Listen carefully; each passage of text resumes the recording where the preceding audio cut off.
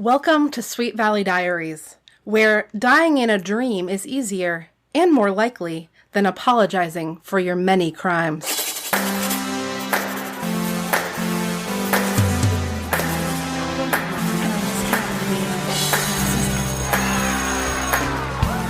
Super Edition number 5, Winter Carnival. So what does that make me, Miss America? Hello, welcome to Sweet Valley Diaries, the podcast that's been on hiatus since almost a time when the world was entirely different than it is now. And I am your host, Marissa Flaxbart, and with me today is a very special guest, Erika Poulos. Hi, Erika. Hi, Marissa. Erika has never been on the podcast before, but you have been referenced on the podcast before. I do. I had a moment of fame. It was exciting. Erika is my cousin, and that makes you the third and final female cousin of mine to be on the podcast. Thank you for waiting. You're welcome. I'm glad you gave me a super edition. That makes it feel a little more special. Well, it's only appropriate because you, Erika, are one of the people in my life who I feel like I know for sure and even kind of remember that you had read the Sweet Valley that you had read the Sweet Valley High books when you were growing up. Isn't that right? That is correct. I was a super fan when I was a little tween. Do you remember if you ever read this book? You know, it did seem a little bit familiar. Maybe not even the content so much as the cover. When you shipped me the book and I saw the cover, it kind of seemed to ring a bell a little bit. I kind of remembered it. So I think I probably did. That's amazing. Well, the Super Edition books are, listeners, if you are trying to read along for some reason with the Sweet Valley High series as we go through it with the podcast, you will already be aware that the Super Editions kind of throw a loop there because you have to order a physical copy. There are no ebooks as of yet for the Super Editions, but I don't know, that adds a little bit. It's kind of fun to read a paper copy, although you're going to hear some page rustling over the microphone when. Oh, I love it. This thing is highlighted to death right now. So if I ever gave this to a used bookstore and someone picked it up, they might be a little sad or very curious about what I highlighted and why. Why is the bigger question probably. Well, if you read this book before, then that would actually make one more time than I have read it, because that's actually one fun thing about the Super Editions is that back when I was doing the blog version of Sweet Valley Diaries, I read all the way through book 50, and I read the super thrillers, but I didn't read the Super Editions. So the ones that are all about vacations usually and seasons. There seems to always be a summer, a spring, a fall, a winter. Although this is the 5th one, and I don't think we've had a fall yet. No, perfect summer, special Christmas, spring break, and another summer. Malibu summer, and now we're back to winter again. So no falls, but there'll be some falls coming up. Do the thrillers deal with Halloween? Maybe they're taking the place. I don't think either of the ones that I've read so far deal with Halloween. But one thing that is, I think, super interesting about the thrillers is that the contents of them, not just the thrillers, but also all of the Super Editions, is that the contents of them have no bearing whatsoever on the events of the storyline of the rest of the series. Ooh. I don't know that I ever read any of those then, because that doesn't seem familiar. But when you were reading this, the book itself didn't feel familiar. It was just the cover. Oh, I thought you meant the thrillers. The thrillers had no bearing. Yeah, but I don't think that these Super Editions do either. Whatever happens here, it's they go back to school, and I guess there are some exceptions. For example, in the book, the last winter book, the only other winter Super Edition we've had so far, is the one where Todd Wilkins falls in love with Suzanne Devlin, which is something that sometimes gets referenced. That was one of my questions for you. So I have been kind of reliving, from all those years ago, reading these books by listening to your podcast, and that was referenced in this book, that Elizabeth hadn't been too upset when Todd fell in love with Suzanne Devlin, and I was slightly horrified. I was like, what did I miss? How did I skip this? But I haven't listened to all of your special edition podcasts. Oh my gosh. I've only listened to the series one, so that's where I missed it. That answers that question that I was planning on bringing up, because I was like, where did this happen? When did this happen? That's doubly funny because my guest on that particular book was my father, your uncle, Uncle Don, as he's known. I'm going to have to go back and listen to that one for sure now. It's a really special one. It's going to clear up that mystery, and I'll get to hear your... Uncle Don's, awesome witty commentary. I feel like my dad is a favorite guest among, like, many listeners to Sweet Valley Diaries, but especially the listeners that are related to me or to him. Yeah. Really appreciate the Don episodes of the podcast because... Oh, yeah. He's fantastic no matter what. And then you get him reading these books and commenting on them that are made for tween girls. And it's pretty priceless humor. Yeah. You can maybe see where I get it from. Well, I let the perfect segue come and go twice now, but you referenced the cover of this book. So let's talk about the cover of Winter Carnival. First of all, I want to say about the cover, this never happens in this book. The moment that is depicted. We can get it out of the way right up front. I spent this entire book okay, is it going to be the Winter Carnival yet? Is it going to be the Winter Carnival yet? The book's called Winter Carnival. So, when's that Winter Carnival happening?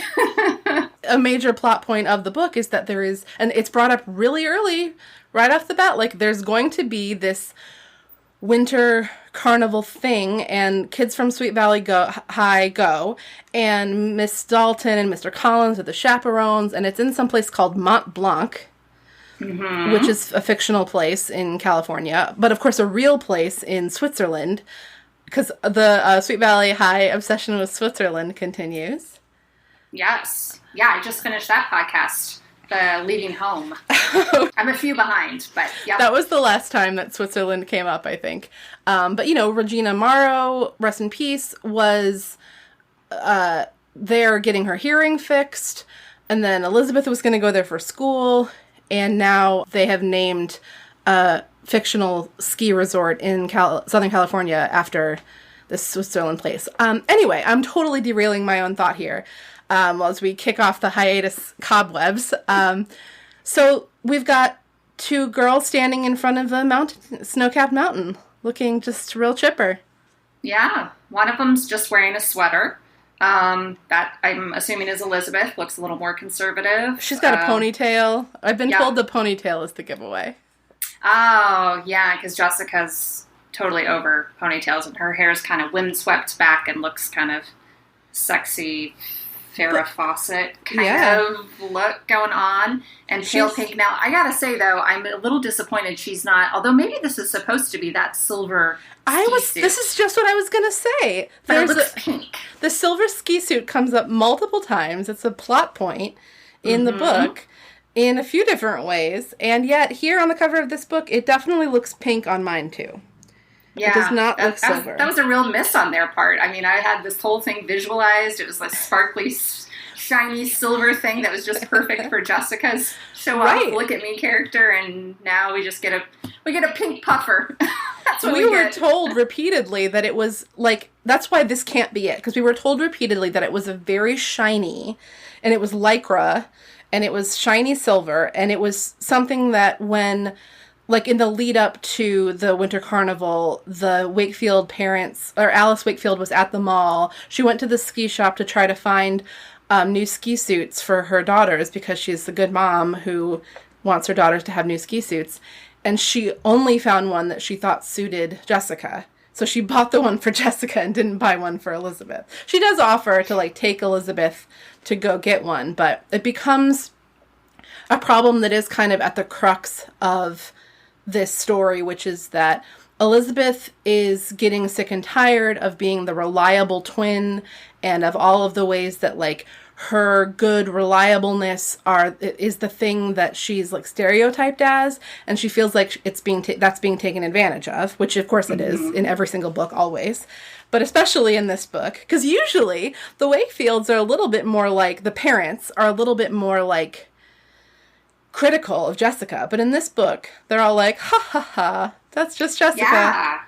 I mean, I definitely could go into that. I had a lot of notes about the family dynamics and the kind of different levels of expectations they have of their daughters, and I was kind of appalled by their behavior in this, just kind of dismissing Elizabeth's kind of, in some ways, justified anger and being upset with the things that Jessica was not doing in terms of chores and things around the house. And they're just, oh, Jessica's so cute and funny. It doesn't matter. In a lot of ways, this is all business as usual, right? Like, what's happening in this book, instead of them going to the Winter Carnival, what's happening chapter after chapter after chapter is that Jessica is doing something that's making Elizabeth mad, or that is, like, the kind of thing that Elizabeth herself constantly shrugs off and is like, well, that's just Jessica being Jessica. And you see Elizabeth's anger build in a very, like, righteous way, but, like, she is right, I think. I mean, call me an Elizabeth. I've said I will agree with you. But she's such a pushover, and she's, like, starting to feel like maybe we shouldn't just let this slide and say, oh, that's just Jessica anymore. And that's interesting. But, I mean, what the book does with it is not much. But I guess we could start with the beginning, which is... I mean, we already talked about the fact that they are going to... This Winter Carnival thing is coming up. Yes, that's coming up. I did think one thing was a little odd, that alumni were coming. Because, I mean, it didn't really specify. It gave it a chance, I guess, to pull Stephen, their brother, into the plot. And he kind of factors in a little bit later as a person that shows up and kind of helps out the situation. But... I don't know, it's juniors and seniors, and then all of a sudden you've got college kids. That starts to get a little shady. Well, how about the fact that, like, former students of Sweet Valley High can just come? That's interesting. Because, so one of the things that is a challenge, this book, honestly, has so much going on. It's like, that's why it takes them so long to get to the damn Winter Carnival, because it's just like the whole book is actually about building up the situation that's going to come to a head at the Winter Carnival in, like, chapter 18 of 19, something like that. But Todd Wilkins is coming back to Sweet Valley. He's excited to get away from Vermont, where he lives now, for a little while, because it's very cold there, and it's not as cold in Sweet Valley. Why then he's going to go up to do winter sports during his time in Sweet Valley, I don't know, but... So I was so jazzed for the idea of, like, a Todd and Jeffrey showdown, because Elizabeth was worried that Jeffrey was going to be jealous of Todd, and Todd has invited her to some kind of banquet to honor a little brother, which I don't know how he has that in Sweet Valley, but anyway, Todd has a banquet he's supposed to go to. That was another one of my notes. I thought, who are these kids? Where are these underprivileged kids? Oh, that's a very good point. A big theme has been talking about, you know, dynamics between rich and poor, and the poor, it's like, how poor really are they? But, I mean, I am in Chicago, and my husband is a public school teacher for, you know, what you would truly classify as, you know, inner city kids, how that whole dynamic is. And so it's just like, I'm just very curious about this whole program that exists in Sweet Valley. It was a very interesting thought. Like, who is Timmy? And how is Todd still Timmy's big brother from the other side of the country? Yeah. And he has invited Elizabeth to go with him to this banquet that's supposed to be on Sunday, but it was moved to Friday, which is the same time as the, like, opening night party for the Winter Carnival, which she told Jeffrey she'd go to. So it's just this, like, jealousy problem that she's worried about. So she doesn't bring it up to Jeffrey. She doesn't want to worry him until she knows for sure that the banquet is important to Todd. I don't know. She doesn't do a lot of work to figure that out. I'm jumping ahead now, but at one point in this book, Todd calls to tell Elizabeth, like, to talk to Elizabeth about it, and Elizabeth never calls him back. That's right, yeah. The other weird thing that, like, is dropped into the beginning of this book is this trivia contest. Yeah, I mean, it was, I guess, more what you'd call a little bit of a B plot, but it was one of the factors, it was one of the things that really irked Elizabeth about her sister, because she and Enid really wanted to be on this trivia show. The winner was going to be the first contestant publicized on TV. So they worked really hard on their entry, and of course Jessica swoops in with her friend Amy and steals some of the answers, and it's basically you kind of draw out of a hat. So it wasn't based on skill, but Jessica and Amy ended up being the ones chosen instead of Elizabeth. So she's real ticked off about that because Jessica, of course, won that without really caring about it, and also used her Elizabeth's answers to. Yeah, she just wanted to be they wanted to be the first ones on TV. Yeah. Yeah, and Elizabeth and Enid were going to be partners. Yeah, they were excited about it. And so this was on top of Jessica already just kind of like not doing her chores. That was the original thing, is that like she kept on not doing the dishes, or like saying that she had plans and she couldn't make dinner because they're supposed to trade that off. Can we talk about that for a second?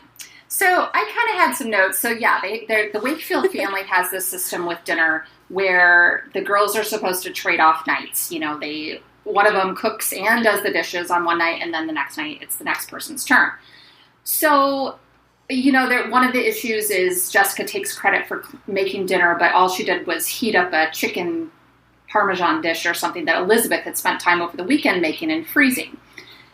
So my thought was, I mean, it seemed kind of like a lot to expect your 16-year-old daughters who are in high school, you know, one's a cheerleader, one's on the paper, they both are very busy and have active lives, to cook like these full-on meals. Like, it didn't seem like they were just like microwaving like lean cuisines or something. They were making these big dinners and big salads and stuff, and I don't know.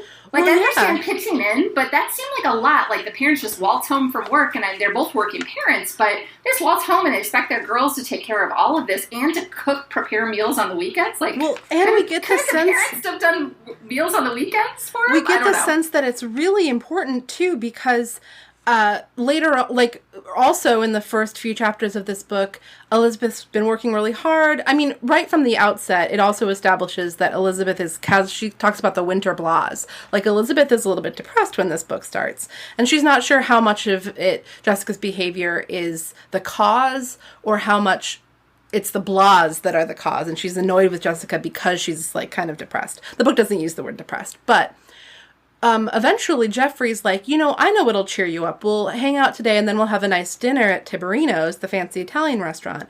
Elizabeth is thrilled to be able to go out and do that with him, but when she gets home, she finds a note from Jessica saying that Jessica went out or you know what happens is that Jessica is not back yet from studying with Amy. Right. And so Elizabeth is distraught because she's like, well, hold on, let me find the passage, because it might take me a second here, but it's pretty interesting. Is it when she's talking about she can't let her parents down? Yeah. Yeah. Okay, so I'm going to read Jessica's letter. It's just on page 39 that she leaves for Elizabeth. Dear Lizzie, promise not to be mad at me, but Amy and I need to practice our trivia if we're going to stand a chance next Tuesday. I'm over at the Suttons and probably won't have time to make the salad. I swear I'll make dinner every night for the rest of the week if you just do it for me tonight. Don't be mad. Love, Jay.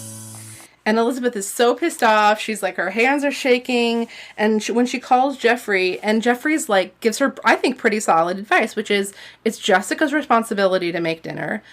She's not there. That's not on you. Let's keep our plans and let your parents be mad at her. Yeah, and feed themselves. Make their own salads.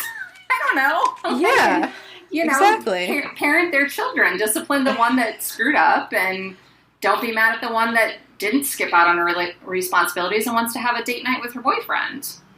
And instead, Elizabeth decides, I mean, she is being quite a... like, what's the word when you are, she's being a hero. It's like, don't be a hero, Elizabeth. And she's really like, you know, taking it upon herself. Gladiators, there might be a lot of this during this episode. I don't know about the rest of you, and I don't know about you, Erika, but my brain has not really been functioning super well when it comes to, like, remembering things and, like, thinking of words during this whole, like, lockdown global crisis situation. I'm with you. That's why I took so many notes and highlighted. I'm not gonna be able to pull this off. That's, you know. Yeah. Meanwhile, I did like sort of a slapdash job of like dog-earing pages and like taking photos of some pages. But here's what Elizabeth says when Jeffrey suggests that she just like let Jessica, you know, be hoisted by her own petard. I can't do that. Mom's going to be exhausted when she gets back. She's got this rush project, and she's been working really long hours, and Daddy... No, I've got to stick around, Jeffrey. I'm sorry, but we'll just have to do Tiberino's another night. Oh, and in the previous page, she says, there was no telling what time Jessica was going to get back. If she went ahead and got ready to go out with Jeffrey, her parents were going to come home tired and hungry, and no dinner would be ready for them. Elizabeth knew she couldn't do that. And if she called her mother, she'd give Jessica away. Just like, yeah. I highlighted that sentence alone. If she called her mother, she'd give Jessica away. Exactly. Yes, this is what you need to, And you know what? In this passage, Elizabeth is once again also getting mad at Jeffrey for saying mean things about Jessica, which it boils my blood every time she does that. It's like, if you can see what she's doing, but you just can't stand to hear it from anybody else. I hate it. But yeah. There's one other thing, at least one other thing on Elizabeth's mind. I'm changing the subject a little bit here, but it is that Elizabeth has entered an essay contest where she's written an essay called Two of a Kind? Or Double or Nothing. Double or Nothing. That's right. Thank you. And she finds out that she got an honorable mention. Which is like, there's first place, second place, third place, and then there's some honorable mentions. And she is distraught about this honorable mention because... It's mediocre is her word. She's just cannot see this as a win at all. So Liz is really sad at the dinner table. This is before the scene we just talked about. This is an earlier sadness, but not long before. She says, I guess I'm a little down, that's all. I lost the essay contest I entered. She blurted out, Mr. Collins got the results today. So her parents comfort her. You must really be disappointed. I know how badly you wanted to win. And Mr. Wakefield says, well, you gave it your best shot. You're really an excellent writer. And if that committee didn't recognize your talents this time, the next year, you sound like Mr. Collins, Elizabeth interrupted glumly. He thinks an honorable mention isn't that bad, and that when I'm a senior, I may have a crack at the real prize. You got an honorable mention? But that isn't losing, Mrs. Wakefield broke in. Liz, that's great news. Elizabeth shook her head. An honorable mention is about as bad as you can do, she pointed out. It's worse than third place. So... Yeah. And, a little bit later, her dad is like, you can't be so hard on yourself. This is on the tail end, though. This is at the same dinner that Jessica announces that her cheerleading squad won, I don't know, a competition to go to state or something. So Jessica's got this thing that her parents are really excited for her and like, oh, honey, that's so fantastic. And then she feels like, well, Jessica's got all these good things happening in her life. Right. She won the trivia contest. She's going to state with cheerleading. And I got this, crappy honorable mention. The trivia thing was just good luck. It was just a random drawing. Mm-hmm. So, so Elizabeth is really upset all around. And then things start to get a little bit more out of hand. She starts talking to Jessica about how, she basically, has it out with Jessica in a mild way about having had to cancel the Tiberino's dinner, right? Mm-hmm. Isn't that, and she's like, and Jessica, I think this is the part where Jessica says to Elizabeth, you have to forgive me or else I'm going to lose it. She basically demands that... There was a lot of high drama in this book with that. I'm never going to forgive you. You'll never talk to me again. It's very, I don't know if that's teenage girl drama or just... Yeah. But it's Jessica, instead of saying, I'm sorry, I'll change, she goes to, you can't be mad at me. Don't be mad at me or I'll die. Right. Because she can't stand having Elizabeth be mad at her. So Elizabeth goes to Jessica and, tells her, listen, you can't do this. You're not considerate. You have to think of someone beside yourself. I need you to be a little bit more reliable so I can live my life too. Just because you're the flighty twin doesn't mean that you get to be flighty and I have to always do all the work. And Jessica says, Liz, please don't hate me. Elizabeth laughed. You make me sound like a monster, she said reproachfully. Jess, the point isn't my hating you. I just wanted to clear the air. I feel like you and I need to be equally respectful of each other, which goes for not breaking commitments, not borrowing things without asking. Oh, we forgot to say that Jessica borrowed Elizabeth's sweater without asking, and it's another thing. It's like, I do that all the time. And she's like, well, Jessica, if I borrowed something from you, you wouldn't like it. And Jessica's like, I wouldn't care at all, but you never borrow my stuff, you know. Anyway, you're right, Jessica said solemnly. You're absolutely right, Liz. If you don't promise to forgive me right now, I'm going to have a fit. And Elizabeth's like, okay. Yeah. I highlighted some other, do you mind if I read a little passage here? A little bit further down from that as they're still talking, Jessica tells Elizabeth, you're too hard on me, she said self-pityingly, sniffling a little. I can't help it if I'm a little thoughtless once in a while. It's just because you're so perfect, Liz. Everyone is always telling me how I should try to act like you do. Do you think that's easy to live with? Elizabeth rolled her eyes. Please, she said, do you think it's any easier being the one everyone always thinks of as goody two-shoes? So, yeah, they're kind of just throwing at each other like what is driving them nuts. And the Jessica thing that you read, her line to Elizabeth, that's something that more than one book has been built around, that motivation. There's the one where the runaway, ultimately, Jessica runs away because she feels like everybody expects her to be as good as Liz, and she's not, so she might as well just leave.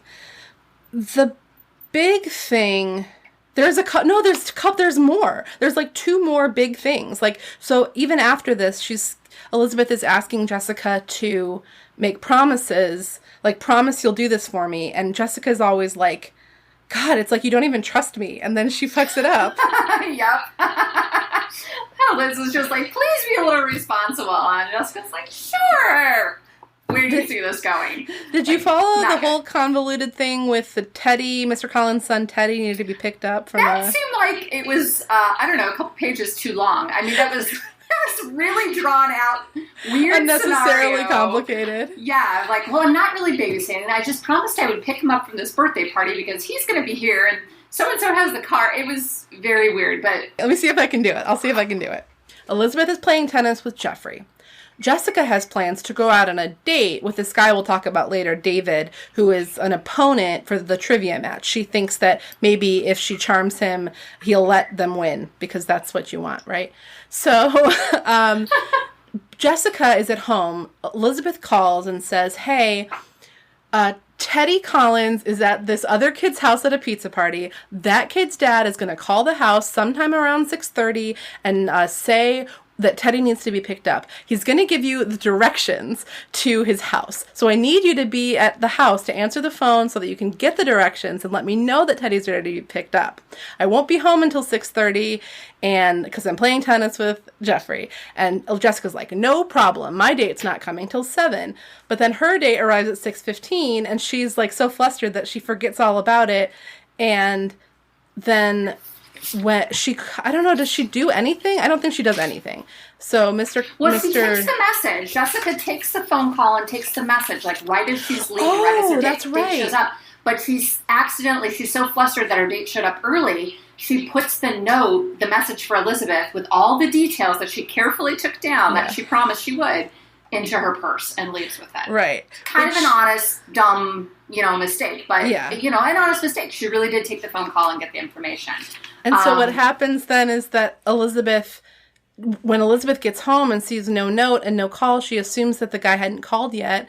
And eventually it's like she made a fool of herself because the father of the friend of Teddy's had to drive him home. And there was like cross paths and it was a whole misunderstanding. And Jessica tried to call the house to tell Elizabeth when she realizes that she took the note with her, which happens because she accidentally eats a whole piece of wasabi, like a whole ball of wasabi.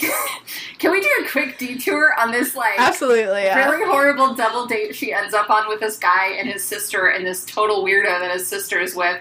I highlighted this because it was just so hilarious. So she's with this guy, David, like you said, and they go to a Japanese restaurant, and she's already concerned because she's never had Japanese food, and she doesn't really care to. And she doesn't know what to do with the raw sushi and the fish, and she, accidentally eats a whole spoonful of wasabi because she doesn't know what it does. But her date's sister's date, whose name is Mitch, there's a little passage about his clothes and how weird he was. And she's so, just turned off by this guy. Like, who is this weirdo? And it says that he kept talking about Hollywood and going into film, and he was wearing the weirdest clothes. An oversized Hawaiian shirt fastened at the throat with a jeweled pin, and strangely cut linen pants that made him look emaciated. His glasses were Kelly green. It's just like visualizing this. They went into such detail about this guy, and that's all you hear about him. That's it. That's his one and only appearance. It is kind of hard to picture, but then Jessica makes a comment about his glasses, and he dismissively says that he has like 24 pairs of glasses, and he switches them with his outfit. But yeah, so Jessica starts like sneezing and coughing because she's never had Japanese food before. And she doesn't want to try raw fish, which is a pretty relatable stance for a 1980s 16-year-old. And she like is coughing and sneezing, and she pulls the note out of her purse as like when she's looking for Kleenex. But she can't get a hold of Elizabeth because Elizabeth is on the road driving to try to figure out what happened with Teddy. I don't know. This is one of like, oh my gosh, so many plot points in this book that would have been solved if cell phones existed. Cell phones, I had that note too. I'm like, this entire book probably wouldn't have been able to occur if there were cell phones. And it gets so much worse than this. Yep. But yeah, it's constantly like, I need the car, you have the car, I need a ride, or I need a message. Where are they? Who's, trying to like go to a landline and call restaurants and find out where people are and stuff. It's nuts. I don't know about you, but I was so tense reading this book because like a misunderstanding makes me so stressed out. And there were just constant misunderstandings and miscommunications and people. So, because one of the next things that happens is that Jeffrey and Elizabeth get into a fight. I'm getting ahead of myself. Did we finish talking about the tennis Teddy thing? Yes, we did. So Jessica's in big trouble. Elizabeth yells at her again. Your promise isn't worth anything. And so Jessica is sure she's not going to fuck up anymore. Then Todd calls. But Jessica's also like, there must be something really wrong with Elizabeth that's not what she's telling me, because she can't just be this mad at me about a little misdirection. Things I always do wrong, like borrow her clothes or skip out on dinner sometimes. Or she's kind of sussing out that something Elizabeth's really kind of upset or worried about something else, and she kind of is, because she's got this whole thing with Todd coming, and she hasn't told Jeffrey, and but like emphasis on kind of, because later on in the book when certain things get worked out, the book actually says like Elizabeth realized that a lot of her bad mood was actually just about Jessica, so now she's not. It really was mostly Jessica being an idiot, but But there is this sort of thing that she's not telling Jeffrey. She's stressed out about the Todd thing. So when Todd calls, Jessica is like, oh, I see. Todd and Elizabeth had plans, and this is what Elizabeth is worried about. So she rushes over to where Elizabeth and Jeffrey and a bunch of other kids are, and is like, I'm not going to miss telling Elizabeth this message. There's no way I'm going to let another phone message slip through the cracks. And she basically just says, Todd called. He said that you need to call him for your plans about Friday night. No tact. No, thinking, that's maybe not the best thing to do in front of Elizabeth's boyfriend. Yeah. But to her credit, she doesn't know. She doesn't know that Elizabeth didn't tell Jeffrey. And that's a total surprise. Jeffrey gets pissed, which is also a big red flag, and Elizabeth is like, I didn't tell you. I know maybe I should have mentioned it to you, but it's actually not a big deal. But he's very suspicious of this Todd fellow. Yeah. Who he's never met. And the book also spells out, did you notice this, that like Jeffrey has never had a girlfriend before? Yes. That is mentioned as a very big factor in why he's feeling a little insecure in his relationship with Liz, because he has, he came into the Sweet Valley High as an outsider, but hearing all these, people talk about how strong and wonderful a couple Todd and Elizabeth were, and that basically the only reason they're not together is because Todd moved to another state. So he feels a little insecure just because he doesn't have the experience. She did. It was, a really solid long-term relationship for her.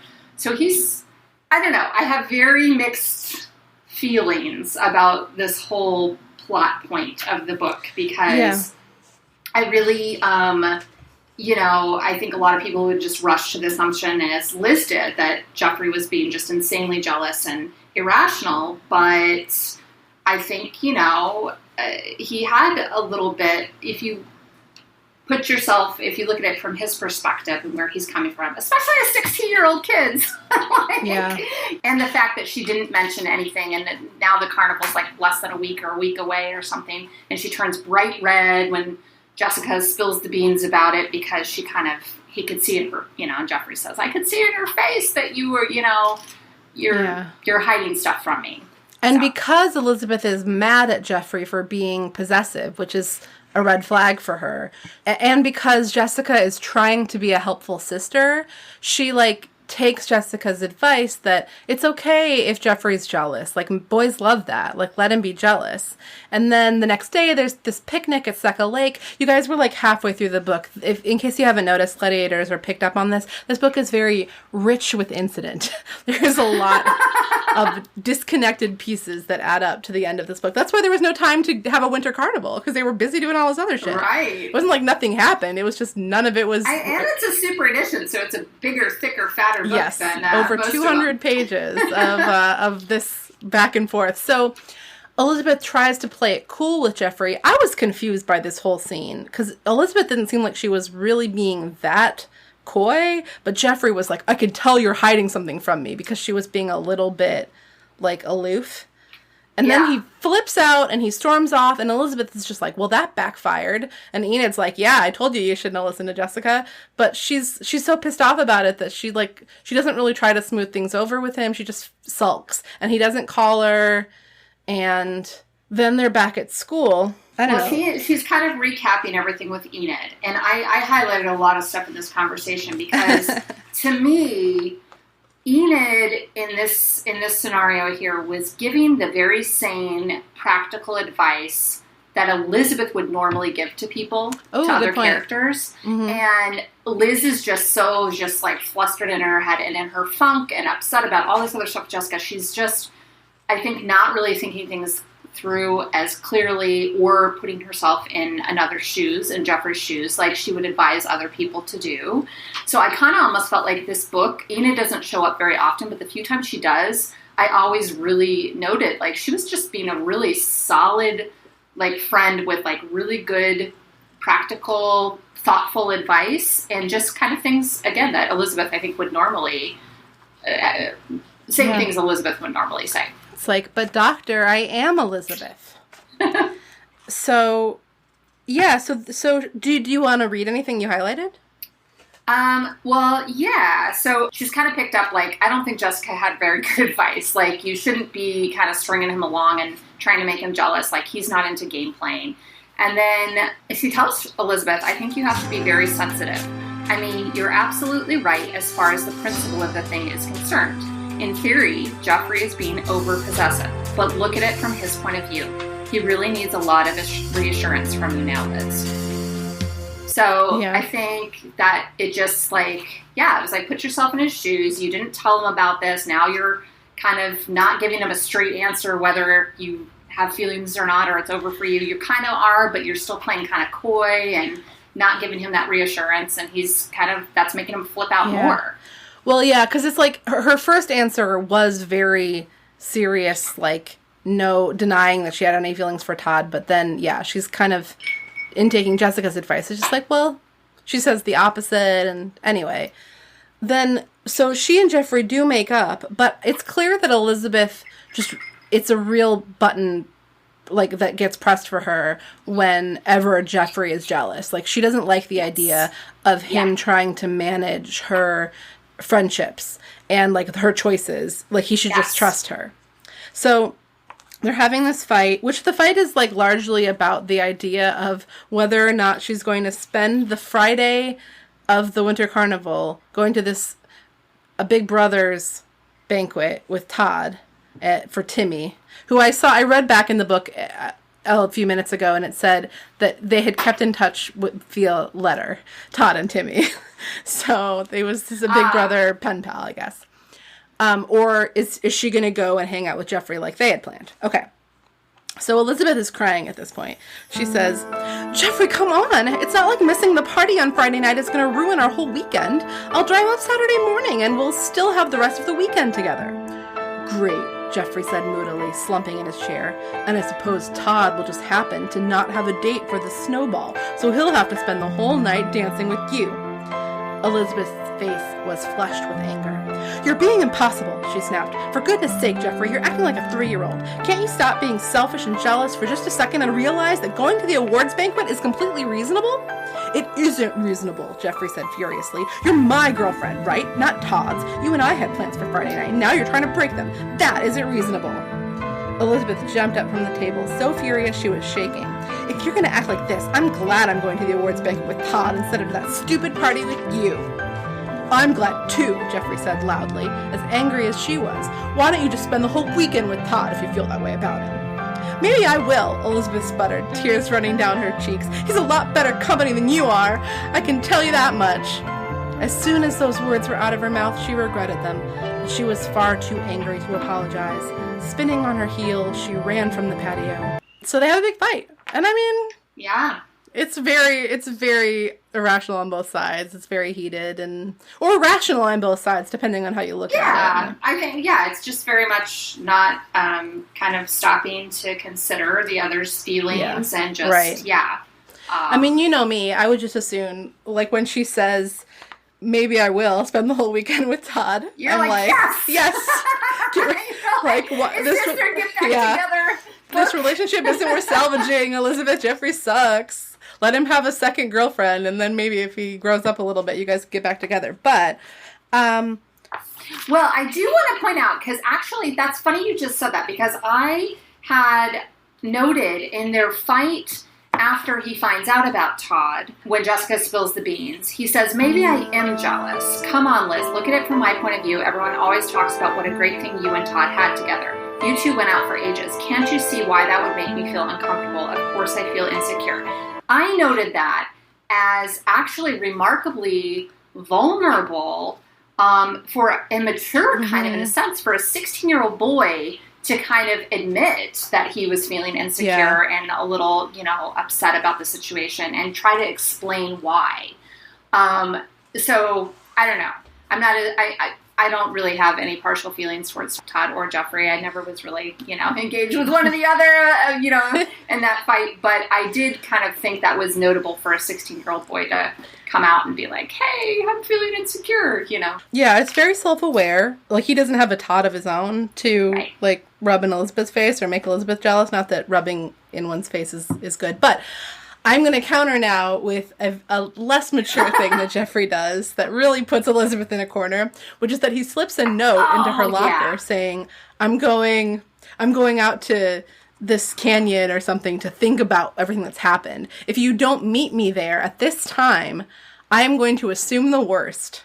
So it's basically like, prove your love to me by showing up at this time. I don't care what other commitments you may have for the Oracle or your family or anything. Like, you've got to figure out a way to get here by then. And she follows, she's into it. This is, of course, leads into another big showdown with Jessica, screwing her over, because she's like, I got to have the car. I got to get out there. I realize I do really love him, and I've got to make this right.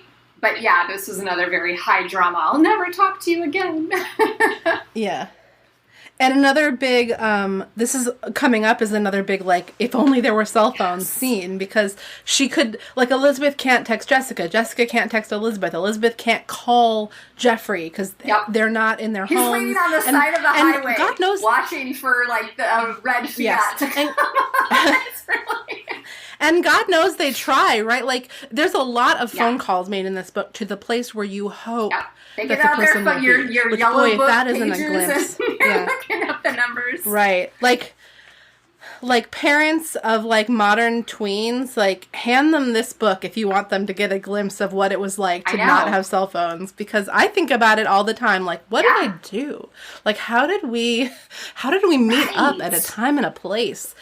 I can remember being at the payphones at my middle school, like, trying to get a hold of somebody to pick me up to give me a ride home from theater practice, like, and nobody's answering, or, like, I don't have a quarter, and it was, like, it was a big, maybe that's why this stresses me out so much, because I remember how hard it was. It was a completely different time of, like, just trying to, where you did kind of have to not pull the kind of behavior that Jessica's pulling in order to be a good friend or a good family member, because people had to be a little bit more responsible. You had to communicate more about, where you were going to be, when, etc. And you had to show up. So right. And that's Elizabeth's point to Jessica, right? She's just like, I need you to be at least a little bit reliable, or I just don't know what I'm going to do. Like, if I can't count on you, then what are we even doing here? Like, but speaking of Jessica, somehow Jessica and Amy managed to win the trivia contest. I kind of thought this was really interesting because, she tries to bamboozle this guy that she's dating on the opposing team and say, oh, you really just want to let me win, don't you? And he's like, no, I don't. To which she thinks he's a jerk, which is hilarious. She's like, he won't bend to my will, so he's a jerk. But they end up actually winning. And there are several scenes in here where she's late for dinner or whatever because she and Amy are, I guess, legit studying, and they're at the library, and they pull it off. I don't know how you study trivia. Really. How do you study trivia? Thought, is Jessica much kind of more book smart than she ever lets on? Like, she can do it. She's just kind of lazy, and she would rather cheerleader party than study. Maybe. But she seems like a smart enough cookie. I mean, she won over these guys who she herself said were really super smart and very competitive and motivated. Elizabeth had expected her to be home at a certain time so that she could have the car, and like made her promise. And this is another one of those instances of like, you keep breaking promises, you have to promise. And Jessica's like, oh God, come on, will you get over it already? But yet again, she just forgets about her promises. And she goes, understandably, she goes to this celebratory pizza party. It was like, she shouldn't have agreed to do this for Liz in the first place. She should have said, this is too tight. Drop me off drive me to the trivia thing, or like find somebody else, like find another way to get there now. Like, rather than, she made a promise that was like not a good promise to make, because you don't have that much control over your time. But so they go off blithely to a pizza place, and Elizabeth knows that happened because Elizabeth calls, like, she looks up, like you were talking about the Yellow Pages, she looks up where the trivia contest is being held and like the phone number for the studio, and the woman there tells her that they all went out for dinner, and Elizabeth's like, where do they go? And of course this woman has no idea, so she's like sitting there in the dark waiting for Jessica to come home, like all very ominous. Pitch black on the couch. Jessica turns on the light, stony-eyed. And she's just like seething. She's basically like, I have no sister. Oh, and the one other thing is that in Jessica trying to fix things before the whole Winter Carnival starts, is that she has also told Todd, like insinuated to Todd, that he needs to tell Elizabeth not to come to the dinner anymore. So, and Elizabeth doesn't call Jeffrey and explain what happened, because she's just misses her window, and then she feels awkward about it. I felt like that wasn't, in most books, wouldn't really be a normal Elizabeth mood. It was just kind of, or move. It was just more like, because her mood has been kind of depressed a little bit and just caught up with all this Jessica stuff and everything. Like, I think she just kind of, I don't know, she just almost didn't have the fight in her, or the will in her to try to, I don't know, explain anymore. She just kind of retreated. And I have a passage here about this, actually, that I marked, so I might as well read it. By now, Elizabeth felt she'd been a prize idiot not to explain what had happened with the car on Tuesday as soon as it happened. She could have called Jeffrey that night and explained everything. Instead, she had been embarrassed and upset and had let day after day drag by. Now she felt too stupid to go up to him and try to make sense out of everything. He would naturally wonder why she hadn't approached him earlier, and she had no excuse. Except she did have an excuse. Her excuse was that she was angry. And embarrassed. And also, what the hell? Like, maybe she just didn't read your note. Like, it fell out of the locker. That's happened in one of these books before. Someone has left a note for someone in the locker that it got stolen or gets lost and doesn't get seen, and a meeting doesn't happen. because Elizabeth is really sad when Todd is like, you don't have to come with me. She's like, well, I'll come if you want me to. And he's like, nah. So now she's like, she's ruined her relationship, and she doesn't, it was for no reason. She feels like shit. But Jessica's determined to fix it, isn't she? I highlighted a really funny short quote from this, because when Jessica has this like light bulb of, I'm going to jump in, I'm really going to try to fix it, and I'm going to tell Todd, you need to release Elizabeth of this obligation. It's causing problems between her and Joffrey, and just tell her you don't want her to come, and all will be well. And so she's recapping this plan to her friend Kara Walker, and Kara says, uh-oh, if I know you, Jess, the cure can be worse than the disease. What exactly are you planning to do? And I just cracked up. I thought that was really funny. The cure can be worse than the disease. Like, Jessica gets involved. You never know. Obviously, most situations just implode. They don't get better. They get 10 times worse. Yeah. And she's very proud of herself for the plan that she concocts. But boy, does she come up with the most convoluted way of solving a problem that could be so easily solved. Oh my gosh. Let's go into the solution before we talk about, like, Jessica's solution before we talk about the easy way that this problem could have been solved. The first thing she does is she writes a note, right, to Jeffrey? She tries to copy Elizabeth's penmanship and write this little note, which of course is written in more her style, and in retrospect, later on, Joffrey realizes Elizabeth never would have had that tone, but she still tries to basically, say, hey, I screwed up, I'm really sorry, let's meet in the lobby of this big hotel they're staying at for the Winter Carnival, and, make up. Yeah. Dear Jeffrey, I'm so sorry about the way I acted this week. Am I too late, or would you be willing to spend the evening with me tonight after all? I've realized I was a complete idiot. You were right. The carnival is a million times more important than any dumb banquet with Todd. Please forgive me. Let's meet at the ski lodge tonight at 6:30. We can straighten things out then. Love, Liz. And somehow Jeffrey believes that this is a note from Liz. So it's really important that Jessica tell Liz that she planted this note so that Liz will go meet him. And she's like, oh, Liz might be mad, but she'll get it. Like, I'm trying to do her a favor, whatever. Yeah. But then she's like, they're trying to take a bus. Everybody's on a bus together up to this ski lodge. And it's Amy Sutton's fault this time. Oh my gosh. I had just in like all caps, Amy Sutton is a hot mess. Like this girl, she like has to run 1,000 errands, and then she can't find her contacts, and then she forgets her allergy meds. Jessica starts saying at like 3 o'clock or something, like hours before that they have to be there. Like, Amy, you better hurry up. Like, we're running out of time. Like, you're taking too long at the store. You're taking too long getting ready. And it gets to a point where Jessica is rushing her so much that Amy is freaking out and she can't find things anymore. She's like so nervous by Jessica's hurrying or rushing her that she's like, I can't find my contacts. I can't find my hairbrush. I was like beside myself reading this. I was like, I would have punched this girl in the face. I could not be friends with somebody this like, she's just like, like no concept of anything, completely disorganized, like doesn't know where anything is, forgets everything. It was just... hot mess. Jessica even says, Amy, you know what? You drive yourself up to the lodge in my car. I'll go catch the bus. And Amy's like, I don't know how to drive a stick. I'll die on the way. And so they try to make the bus, but they don't.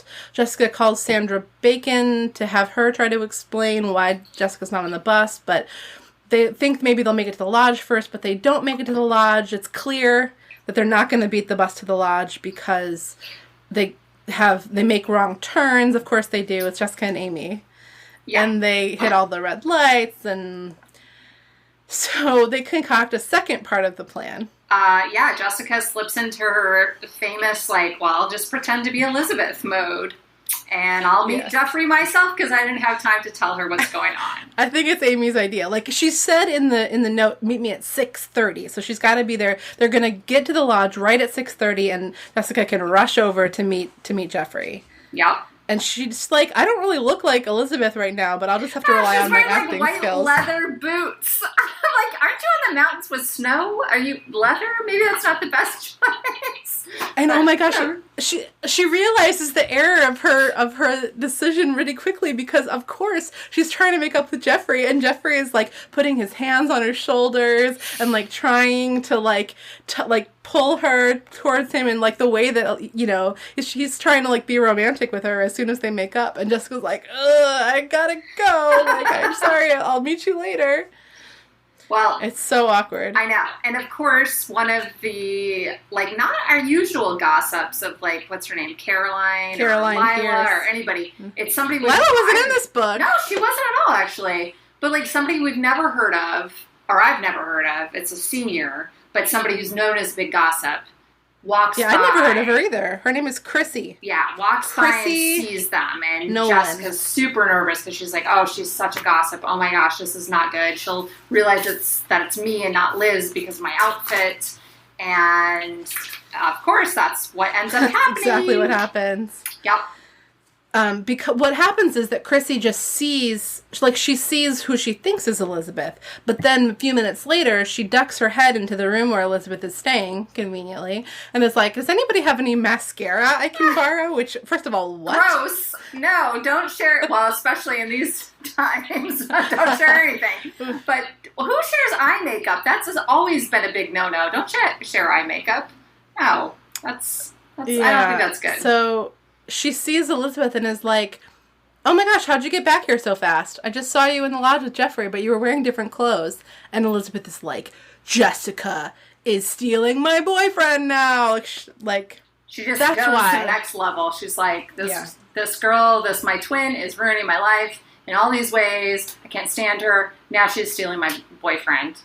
Like my very recently ex-boyfriend. They haven't even actually broken up. No, it's just like, they just haven't talked. She feels like she's on top of it. She's putting the pieces together. Jessica was totally trying to screw things up on purpose between me and Jeffrey because she wanted a piece of Jeffrey for herself. And I can't believe she would do this to me, but like, why not? Because she obviously doesn't care about me at all. And I wish that she'd never been born. And meanwhile, I did reference the simple, like, obvious solution to this problem for Jessica, which would have been to just go up to Jeffrey as Jessica and say, hi, Jeffrey, you should talk to Elizabeth. Or that would have been great. That would have denecessitated the whole note. But since she wasn't able to tell Liz about the note, she could have gone to the lodge and been like, hi, I wrote that note. Then I didn't get a chance to tell Liz about it, but look, this is all my fault. Because that's what she wants to say, right? Yeah. She wants to say that even when she's pretending to be her sister, she, like, blames herself for the car thing and the misunderstanding. And Yeah.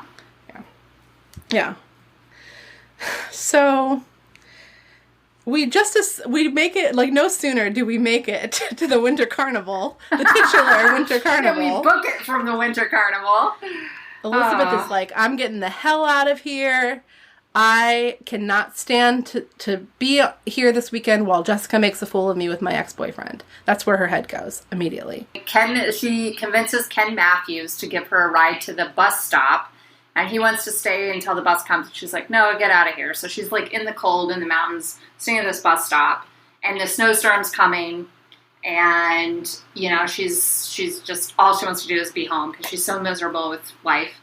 And then the bus comes, and Stephen, her brother, and Kara get off the bus because apparently Stephen's car broke down or something. They ended up having to take a bus to get up there. So they're like, Liz, what's going on? And she's like, because Kara has some slight knowledge of what's going on, right? She kind of knows what Jessica's been up to, so she's like, please tell me what's happening. Please tell me what's happening. And Liz doesn't want to talk about it. She's just like, nope, you guys she really tries to get Liz to stay and tell her about it. Because I think Kara has a suspicion that if she could hear Liz's side of things, like whatever the fan. She's like, oh that, like, cure for this disease? Nope. It's like poison. Just like I suspected. So all of these, like, you know, fail-safes are not working to prevent Elizabeth from leaving. I don't know about you as a reader, Erika, but me, I kept on, you know that everything's got to get resolved, so it's like, okay, so is she really going to get on the bus? And then she gets on the bus, and she's the only passenger, so it's like, okay, maybe the bus is going to turn around at some point, but it doesn't. It takes her all the way home. Mm-hmm. The bus driver gives her some sage wisdom about how your sister is your sister. Yep. Sisters can be hard to deal with, but, it's blood and, And then she takes a taxi home to the house. Her parents aren't home. They're at a party because, of course, they think the girls are gone for the weekend. Yeah. She's all by herself.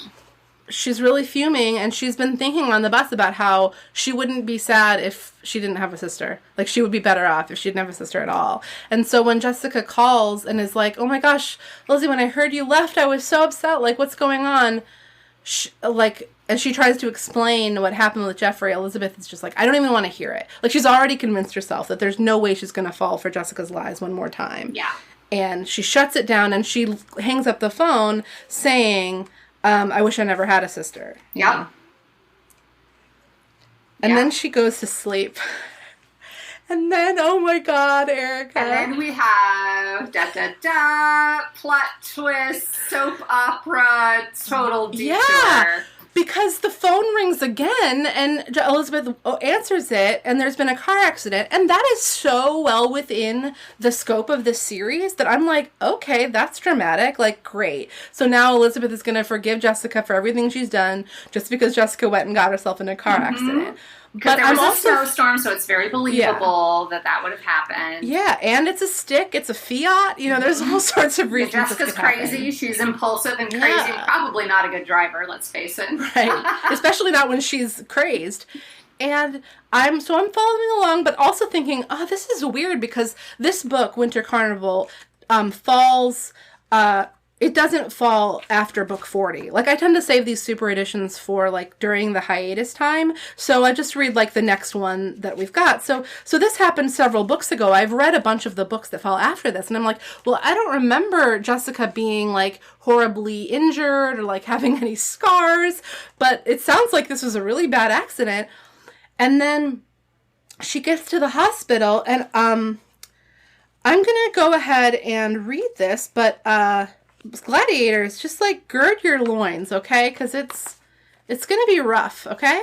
But just remember, think about what you know about the book series, okay? She gets this phone call that she needs to rush to the hospital. She goes out of the house, and Todd is somehow there, which is weird. She thought Todd would be at the banquet. Todd takes her to the hospital, and she finds out that her parents are already at the hospital, which is also weird. How do they even know about this? And then Dr. Davis comes out, the twins' pediatrician, and it says, he looked much younger than Elizabeth remembered, and he was wearing strange, slightly magnifying eyeglasses, but Elizabeth barely noticed. Dr. Davis, cried Elizabeth, jumping up and throwing her arms around him. Where's Jess? Is she okay? Dr. Davis patted her back gently. You're going to have to be very brave, Elizabeth, he said. I want you to remember that you're going to have to be brave for your parents' sake especially. Remember, hard as it's going to be for you, it's going to be even harder for them. Elizabeth felt as though the floor were sliding out from under her. She's fainted, she heard Todd say. From what seemed to be about a mile away, she could feel the hard floor beneath her and smelled something sharp and terrible, like ammonia. She's coming to, Dr. Davis was saying. His face swam before her, large and concerned, and Elizabeth sat up with an effort to discover she was lying on a cot in a curtained-off part of the emergency room. Is she really dead? She whispered. Dr. Davis picked up her hand and squeezed it tightly. I'm sorry, Liz, he said gently. So, this book, with very little fanfare, is purporting that Jessica Wakefield is dead. So how did you feel, Erika, when you got to that part of the book?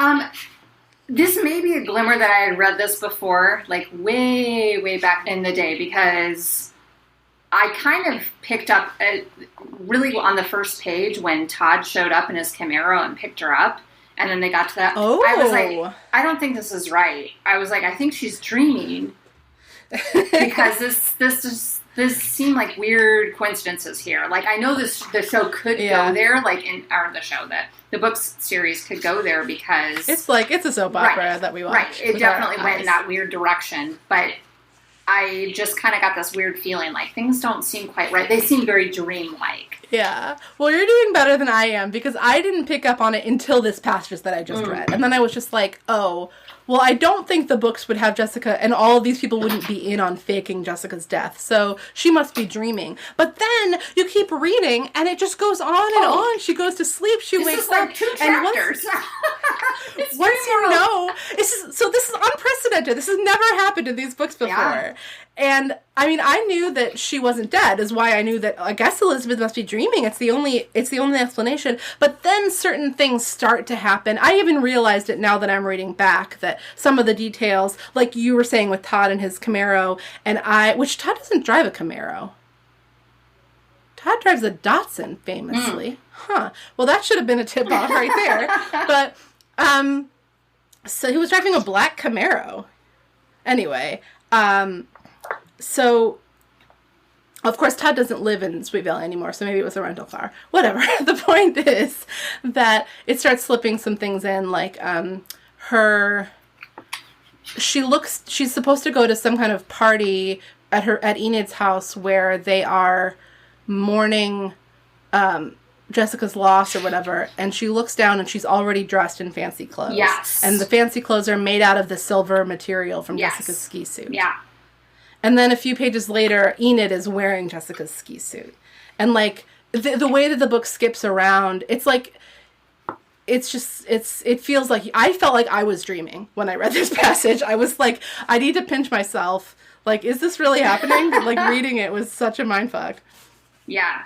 And then I had my, oh my God moment, which is the moment, inevitably, when I'm reading this book and I say aloud, oh my God.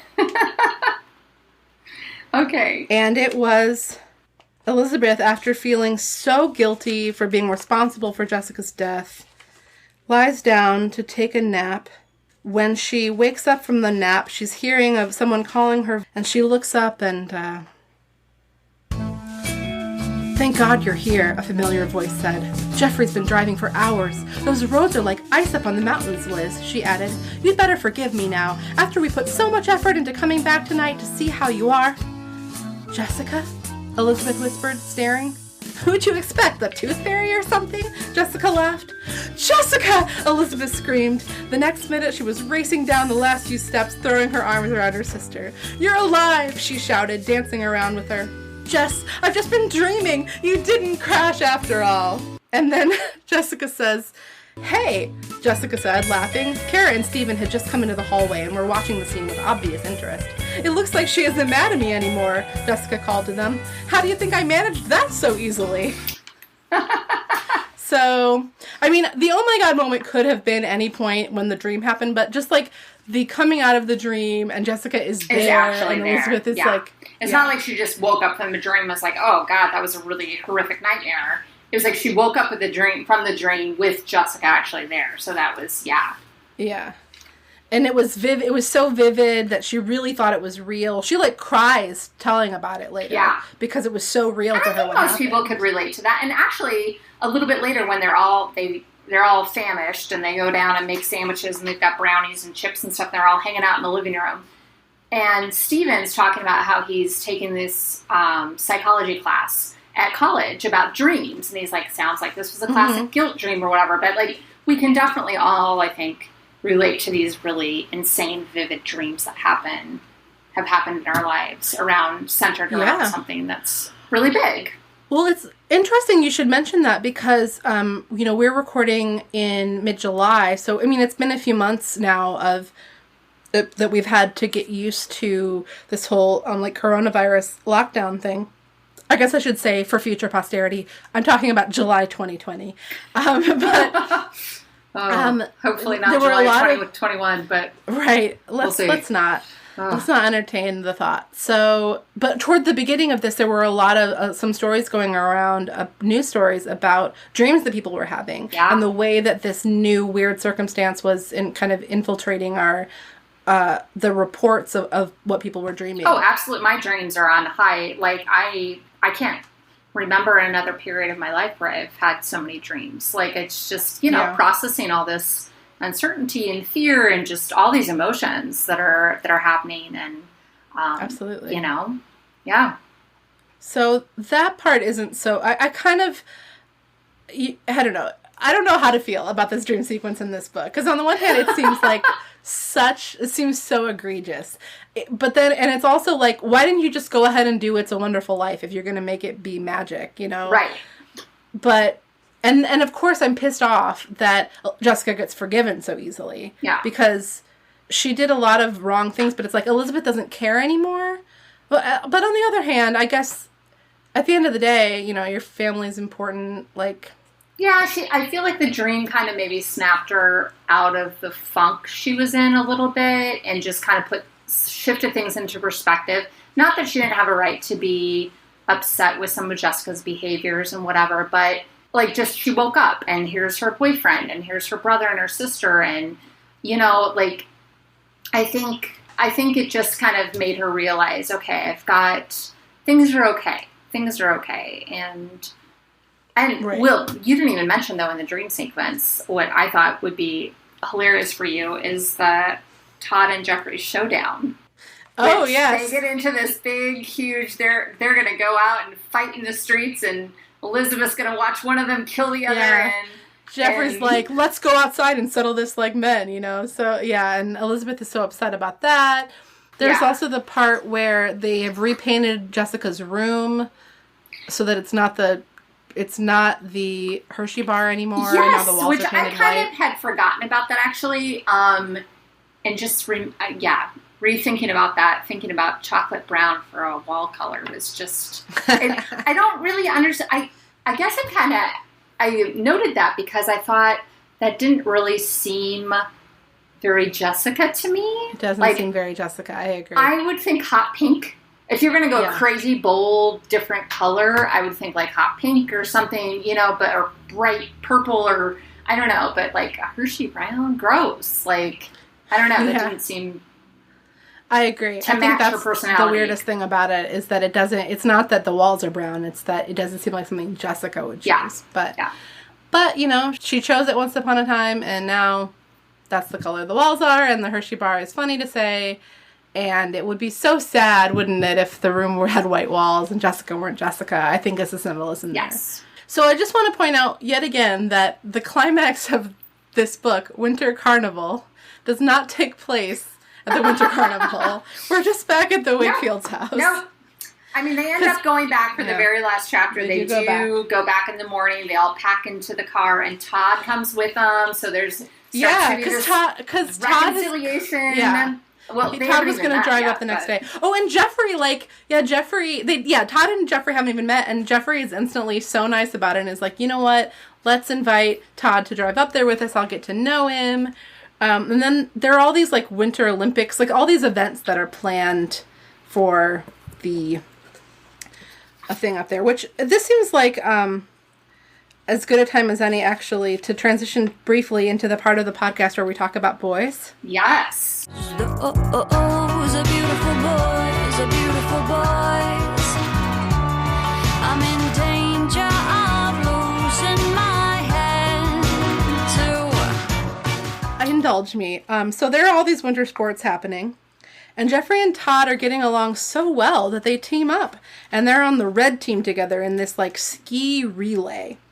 And everybody's excitedly watching the ski relay. It's the final event of the winter sports that these teenagers have somehow planned for their school trip. Jeffrey seemed to be edging closer to Bill Chase, who was Aaron's teammate. Then Todd seemed to be edging closer to Aaron.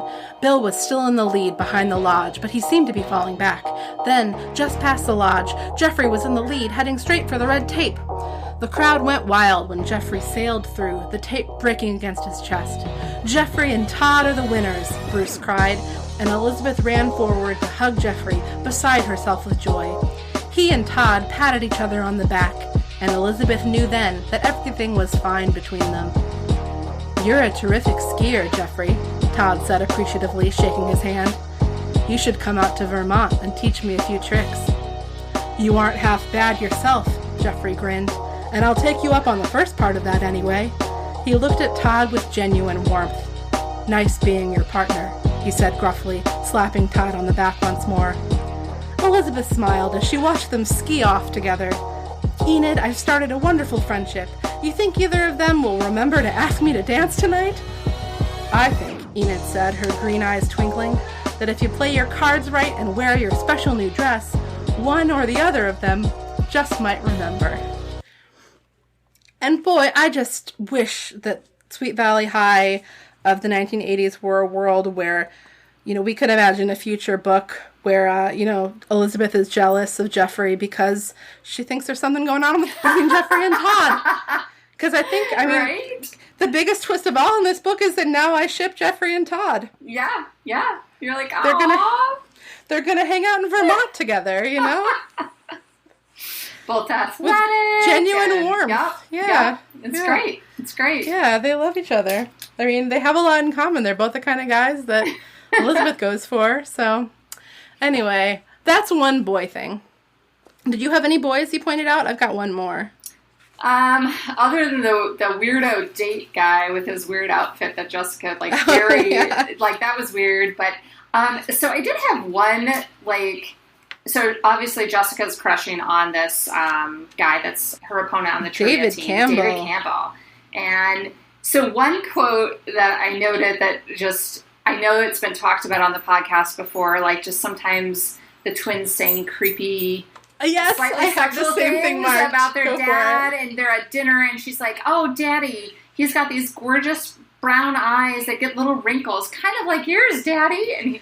And Ned Wakefield kind of laughs it off, and he's like, "Oh, well, what are you saying? I've got wrinkles?" And she's like, "Oh, he's just gorgeous. I'm so in love with him." And I was like, gross, creepy, weird. Yes, it's like she's basically saying he's almost as handsome as you, Daddy. Yeah. Yep. And I was like, I know this has been discussed before, but here's another example. Every time it comes up, it's just another notch in our podcast bedpost. So, those are the boys. That's David. And Jessica has some crazy thoughts about how the most romantic thing David could do would be to let her win the trivia contest, which really made my blood boil. And I was like, why do I do this podcast again? Why am I reading these books? I was so keyed up. Because I think I'm also, energetically just, I don't know. Again, I don't know about you and Gladiators. Maybe you're feeling this way too. But I just, it's like my emotions are much more, I don't know, all over the place. I don't feel very as in control of them as I normally would be. And reading this book really got me stressed out. It really got my heart racing. I was angry. I was annoyed. I was annoyed at Jessica. I was annoyed at Elizabeth. I was upset that they were having these ultimatums and having all these misconnections. That was more yesterday. Today was a little bit better because the second half of the book is always more fun. I read the first half yesterday and the second half today. It was a real race to the end. And like you said, there was 2 chapters practically of this dream sequence. Yeah, it really, they dragged that on. So one note that I had about this whole sequence, and it was something I'd actually noted in the scene that I just referenced where Jessica's kind of talking about, "Oh, David's as cute as you, Daddy." It was in this dinner scene where Mr. and Mrs. Wakefield kind of shut down the twins. Elizabeth is starting to kind of express some resentment or, being upset about Jessica trying to race off and do something and leave her with the chores, leave her with the dishes or whatever. And they're they kind of just shut down. Maybe that wasn't exactly it, but they've kind of shut down an argument that's starting to brew with Elizabeth expressing her feelings. And I kind of thought, that was one thing with just kind of thinking about the family dynamics. But in this dream sequence, I thought this was kind of poignant. So in the dream sequence, Jessica has died and her parents are, they're back at the house and they've put Elizabeth on medication and they're trying to they're back home and everybody's trying to process everything. She walks into the room and she realizes, because she and Jessica were twins, that every time they see her, they're going to think of Jessica. It's just going to be inevitable because they look alike and there's nothing she can do about it. And she says, "They'll never really be able to look at me again without thinking of her. You all think it's my fault," she cried. "You all think I killed her." Her cry was greeted by silence. Her father turned and stared at her, and Elizabeth felt herself go cold all over. She knew she would never forget the accusing look in his eyes. And then a little bit further down in the page, Mrs. Wakefield's trying to kind of calm Elizabeth down because she made this realization she's freaking out. And Mrs. Wakefield says, "Ned, she needs to rest, kind of calm down." Mr. Wakefield didn't answer. He just kept staring dully at Elizabeth, a look of such utter grief and misery on his face that Elizabeth could barely stand his gaze. I kind of put that together with this scene, the dinner scene, where he kind of made some comments like, Elizabeth, calm down. Like, the dinner table's not the place to talk about this.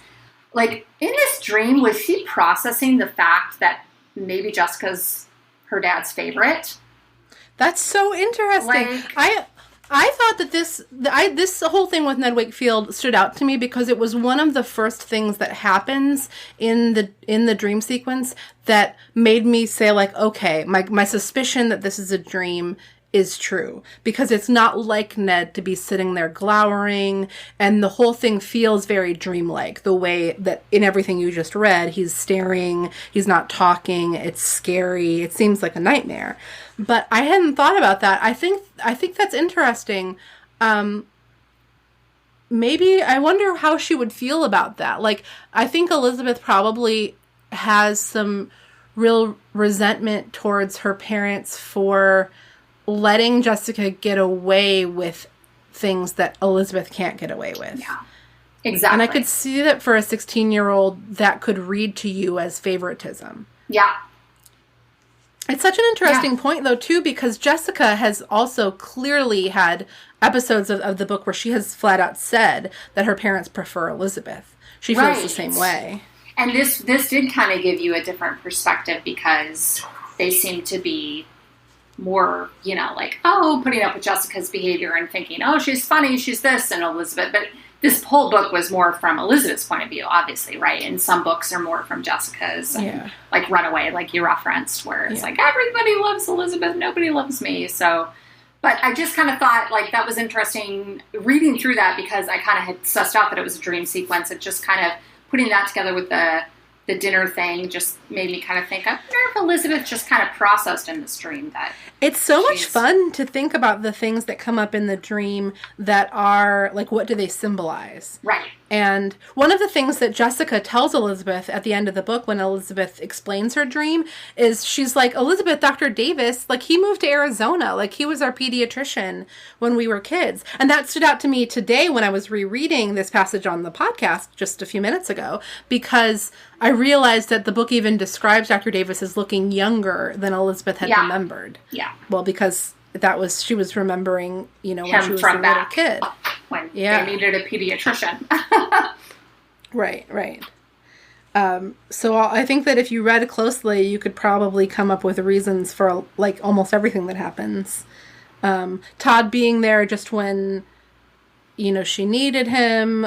Jeffrey's jealousy coming out as this fight. Instead of having a funeral to remember Jessica, the friends had planned a time just to, like, talk about how Stephen and Elizabeth were doing. I don't know what that means, but I think that's interesting to think about. So we didn't really close off the book, but it ends with there's a dance, a beautiful dance with lots of decorations and her dress. I made a note of the dress because I was like, oh, this is so beautifully 80s. I loved it so much. She had found the dress weeks before and couldn't decide whether to buy it at first. It was silver silk with slightly puffy sleeves ending at the elbow, a round neck, and a soft full skirt. The fabric shimmered like ice. With a small strand of pearls around her neck and tiny silver and pearl earrings, Elizabeth felt wonderfully glamorous. And Jeffrey's expression told her the outfit was perfect. But I was just cracking up thinking about, like, all your 80s teen movies or whatever where they've got the puffy, like, sleeves, and it's like this bright silver fabric. And, I mean, it was very sweet, you know, because obviously it was very classy, more on the classy, glamorous side. She even tells Enid, she's like, don't worry, it's nothing too risque. Like, when she tells us, like a sweet little sweetheart neck, like a little round neck. Yeah. You know, it's just, but, yeah. And she buys it because she thought it looked like something Jessica would buy. No, it doesn't sound like that when you describe it. It doesn't. Then I noted that too, and I was like, when it was described, I thought, well, maybe the silver part, but yeah. Well, you had mentioned that you had some thoughts about sisters. Yes. So, I mean, obviously the story, and a lot of the books are, but this one in particular was very much about the dynamics of the relationship between the twins. and especially from Elizabeth's point of view and how frustrating it was most of the time for her. And, in the bus ride that she takes solo back from the mountain when she's going back to Sweet Valley, and the bus driver she's kind of, commiserating with him and telling him, he said, "You look sad." And she says, "Well, this is what's going on. My sister, I can't stand her." And he's like, "Well, sisters can be hard sometimes, but, blood is thicker than water," that kind of whole message. And it really struck me. So I'm the oldest, and I have 2 brothers. And there is a funny story in my family that when my younger brother was born, I was 7 years old. I was like in 2nd grade, but he was born in the summer. And my teacher the year before knew how much I was looking forward to the new baby and my new sibling. So she called my home back in the 80s. She called to congratulate, and the newspaper in the birth announcements, because I guess there were birth announcements in newspapers back then, but she'd seen it in the newspaper, so she called my family to congratulate us and to talk to me and say, "Oh, you've got your new baby sister," because the Albuquerque, where we lived, the Albuquerque Journal reported that my mom had given birth to a little girl. And when I talked to her on the phone, I said, "No, the newspaper made a mistake, and so did my mom," which my mom loves to remind me of this. I was really mad because back then I really wanted a little sister, but I was 7 years old. Then I had this little, second brother, and, he was just absolutely darling and adorable, and we had a wonderful relationship. And from that point on, honestly, that's the only time I can kind of recall maybe wanting a sister. And from that point on, I always felt very grateful that I didn't have a sister and that I had brothers. And to this day, I have very close relationships with my brothers. And I think, growing up and even on through, now through adult age, anybody that I've been, all my friends that I've been close with have either been only children or have had brothers like me. And the few that had sisters, it was always a very contentious, negative relationship. And especially when I was younger, I would say like middle school or high school, like close friends back then, that any of them that had sisters, it was just awful. And of course, this is a time period we're talking about with these books, right? And so maybe it gets better, and I'm sure it does. But again, going into kind of more adult age, I don't have a personal example in my life. My mom is an only child, I don't have an example of a really, really strong, positive sister relationship. And I've always thought that was a little odd because I know they exist. But these books, obviously kind of, it's two-sided, right? They love each other, but they hate each other. And, they kind of really flesh that out. And so I don't know. I was really just kind of thinking on that as I was reading this book. Yeah, I was trying to think, too, about, I'm an only child, so I can remember as a kid wishing that I had a sibling. I realized, as long as we're talking about siblings and childhood things, I realized during the summer, I made a connection that I guess I have a really long-standing fascination with the concept of twins, and identical twins in particular, because one of the movies that I watched on repeat as a little girl, for some reason, was the original Haley Mills Parent Trap. That's a good one. That movie. And I never really made the connection between my fascination with that movie and my interest in Sweet Valley. And nice! Identical twins as a concept and being so different. But I guess I maybe that particular dynamic, which a twin dynamic is even different than sisters in general. To me, the overarching theme of this book, and I think it's flared up obviously in a lot of other books too, as you talk about how the twins are supposed to be very different. But to me, the theme of this book was that your character is fixed. And so there was the exact same quote 2 times in this book, quote, but it was, it wasn't anyone speaking. It was Elizabeth in her head. It was on page 2 at the very beginning. It was on page 206 at the very end. And it was, Jessica was Jessica, and that's all there was to it. period. Like, that is who she is, done.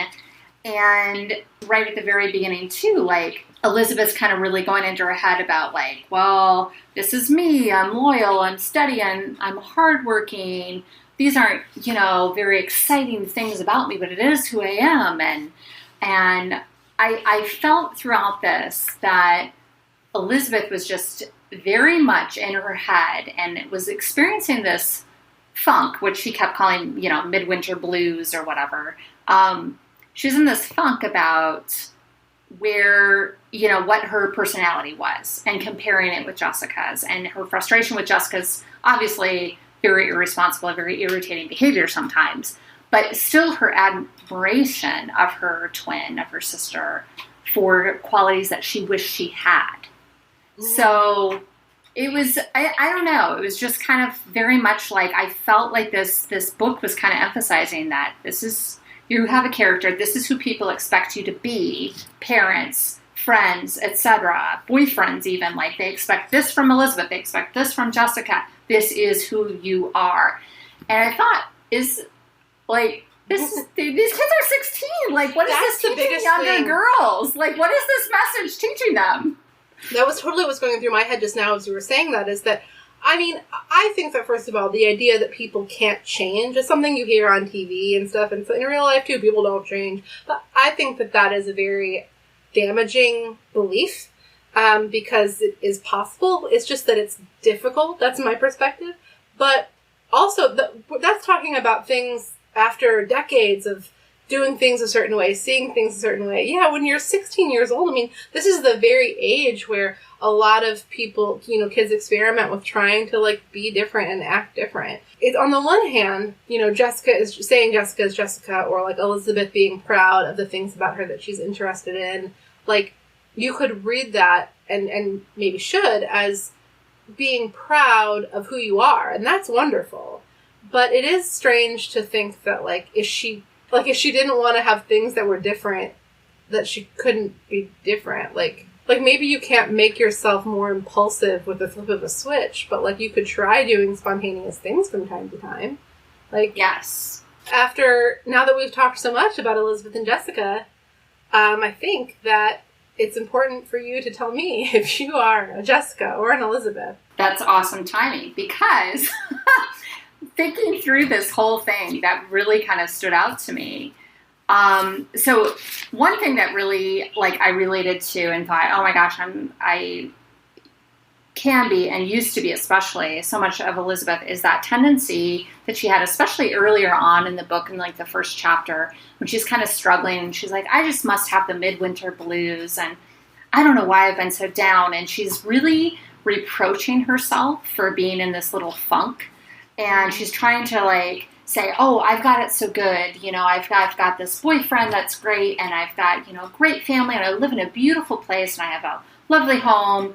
And she's kind of just trying to build herself back up. And she keeps getting annoyed as the book goes on with things that are happening. But she consistently just tries to, chin up Elizabeth, don't be like this. And kind of beat herself up for being annoyed or upset or mad or anything that's kind of more of what can be construed as a negative emotion. And I am so guilty of that, and I have struggled with that for a very long time. Anytime I'm feeling a little down, even if it's just PMS or whatever, I'm just kind of don't be in a funk, don't be, you've got things so well, and I'm always, trying to cheerlead myself up there and not let myself really process and just feel whatever emotion, even if it's one of the more negative emotions that I'm feeling. So I very much thought, oh God, that's such an Elizabeth thing for me.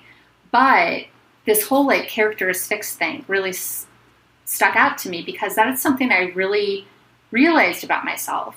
And I've tried to really adjust and, change. And I've tried to be more spontaneous in my life. As I've gotten older, I've tried to be a little bit less things, you can't. Also just being again, maybe just being the oldest too, just you've got to take care of your parents and your family. You've got to do the XYZ, and you've got to get your chores done. And, kind of growing up with this uber sense of responsibility in my career and professionally, academically, in my family, and just kind of trying, as I got older, to shed some of that and be a little more freewheeling. And I started my own business and I traveled a lot and just kind of tried to let go of some of that. So I honestly feel like I started out more as an Elizabeth and I've morphed a little bit more into Jessica. I think I'm a hybrid still, but like I knew you were going to ask this, and this whole topic of like character is fixed made that kind of me shed some light on it, I guess. Yeah, that's really interesting. I mean, I think that being part Elizabeth and part Jessica is really probably the best way to be. I mean, even when I identify with Elizabeth, sometimes it's in the way of, yeah, obviously, and sometimes it's in a sense of like, oh God, I wish I were not like that. Like, I wish I didn't have the trait of feeling like, even though someone else deserves to take the punishment for this, like, I feel, and nobody's asking me to do them this favor, I feel like it's the right thing to do, and so I have no choice but to do it. Something like that. I mean, I can't think of a specific example, but that happened in this book, where it's like, I'm mad at Elizabeth, and I'm also sort of mad at myself for being like Elizabeth in that way. Yes. So I guess I could try to change that. Although, I wouldn't want to go full Jessica, which would be the way of just like not even giving a shit. Right. You know? Right. You still have to have consideration for people in your lives, and I think that comes from some people with age too, and getting out of your teenage years.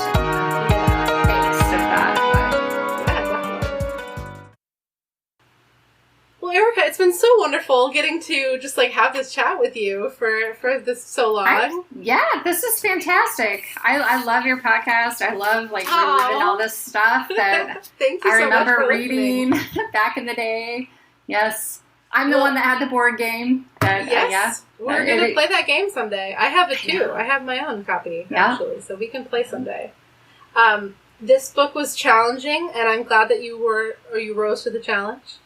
I've never read another one like it, although in some ways it's a lot like a lot of the books, but just all in one package is like, there are many books that this one is similar to. It's similar to Special Christmas. It's similar to Runaway. It's similar to, not Dear Sister, but the one before Dear Sister, where with the motorcycle crash. No. See, this is how this podcast is going to be for a little while, you guys. Sorry. I have the book right in front of me. I can tell you which was number 6. Number 6 is a book called Dangerous Love. No. But, it's a little bit like a bunch of different books, but it's all its own thing. And the first one ever to have this long, drawn-out dream sequence. Gladiators, a bit of business. Thank you so much for holding on with me through this hiatus. I mean, we have a hiatus between every season. This one, I don't know if it's been longer or it's just that time has no meaning. I don't know, man. But, I want you to know that the podcast will be back. And, in fact, I can tell you specifically when it will be back. Sweet Valley Diaries Season 5 will start in just under a month on August 13th. I'm going to stay on Thursdays. And until then, I hope you enjoy this particular episode.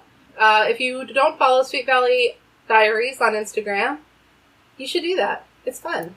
At some point this year, I signed up for some kind of, podcast chart alert. And every once in a while, I get an alert that, I was in the top 200 books podcasts in the New Zealand charts or something like that. So people have been listening to the podcast in Malaysia. Thank you for people all over the world. And thank you so much for listening to Sweet Valley Diaries. And Erika, thank you for being here. Of course. Thank you for inviting me. This was a pleasure of a book to read. Good. I'm glad you feel that way. All right, August 13th, everybody. I'll see you then. Bye. I'm going to stop.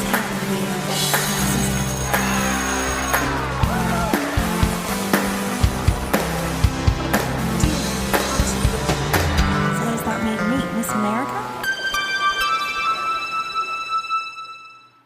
Sorry, I want to make sure that my microphone is okay. I think it is.